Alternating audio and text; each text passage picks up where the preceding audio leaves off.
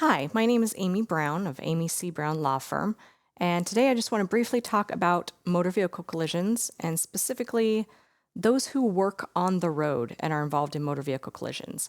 So, a lot of people think of motor vehicle collision involving, they're in their personal vehicle on their own time, they run into someone else in their own personal vehicle, running errands or whatever, and then that's where the claim comes from.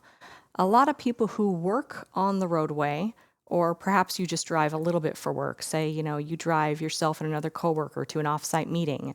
Maybe it's just once in a while. Or maybe you're a police officer, fireman, or delivery truck drivers. There's lots of people on the road today in their commercial work vehicles, and they're just as likely, maybe even more likely, to end up in a collision with another vehicle, especially those who are on the road a lot, first responders and delivery drivers in particular, who are constantly driving. Of course, just by the numbers, their chances are higher of being involved in a crash.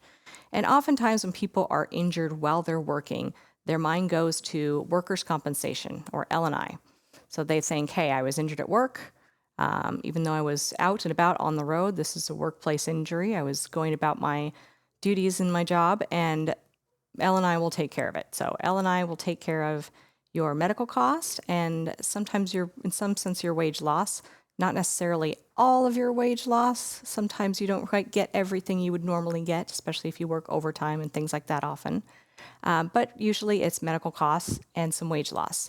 And those people usually don't think about what about the other driver who caused the crash, the liability claim.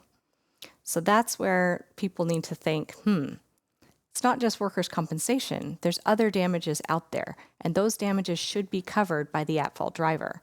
So if you work on the road, you're a delivery driver or first responder. I see it a lot with first responders. They have L&I to help take care of them and get their workers' compensation claim, but they don't get the rest of their damages from the at-fault driver. So if you ever are in one of those collisions, the other driver caused the collision, definitely want to figure out what your options are. Speak to an attorney if you aren't sure, because there's other damages there. There's pain and suffering. There's damages, wage damages, and sometimes even medical things that maybe your workers' compensation doesn't cover. So you definitely want to make sure you get all the damages that you're entitled to paid for. So not just workers' compensation, but also go after the liability claim with that third party. Make sure you're getting everything you should taken care of and paid.